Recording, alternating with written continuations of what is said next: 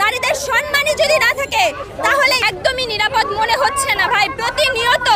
প্রতিনিয়ত দিনের বেলায় দিনের আলোতেও ঘর থেকে বের হতে পুরা গায়ে কাটা দিয়ে উঠছে। আতঙ্কিত আমরা ঘর থেকে বের হওয়ার আগে হাজারবার চিন্তা করতে হচ্ছে। আমাদের এমন গুরুত্বপূর্ণ অনেক কাজ আমরা পেন্ডিং এ রেখেছি, আমরা ঘর থেকে বের হচ্ছি না। শুধু আমরা না, আমাদের পরিবার, আমাদের বাবা মা, আমাদের ভাই বোন, আমাদের যারা আত্মীয় স্বজন, তারাও প্রতিটা মুহূর্তে টিভির পর্দায়, খবরের পর্দায় এই দৃশ্য দেখে তারা আসলে রাতে ঘুমোতে পারে না। তারা দিনেই তাদের দৈনন্দিন কাজ তারা অব্যাহত রেখেছে। তারা আসলে তাদের সন্তানদের নিয়ে, তাদের বিশেষ করে তাদের নারী শিক্ষার্থী যারা এই দেশের বিভিন্ন প্রাঙ্গণে থেকে পড়াশোনা করে, তাদের নিরাপত্তা নিয়ে তারা প্রচন্ড পরিমাণে দুশ্চিন্তায় থাকে।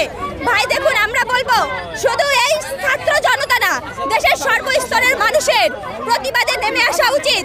যদি নারীর নিরাপত্তাই না থাকে, নারীদের সম্মানই যদি না থাকে, তাহলে এই সমাজ, এই বিশ্ব কিভাবে এগিয়ে যাবে?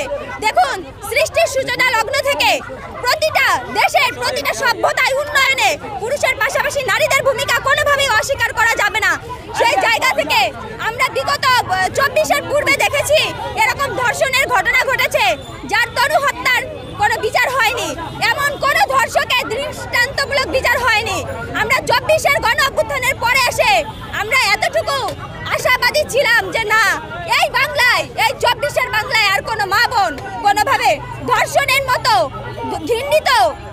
ঘৃণিত ঘটনার সাথে নিজের নাম জুড়ে যাবে না। কিন্তু না, আমরা 24-এর গণ অভ্যুত্থানের পরে গিয়ে দেখছি যে এই ধর্ষণের ঘটনা বেড়ে গিয়ে মারাত্মক পর্যায়ে চলে গিয়েছে।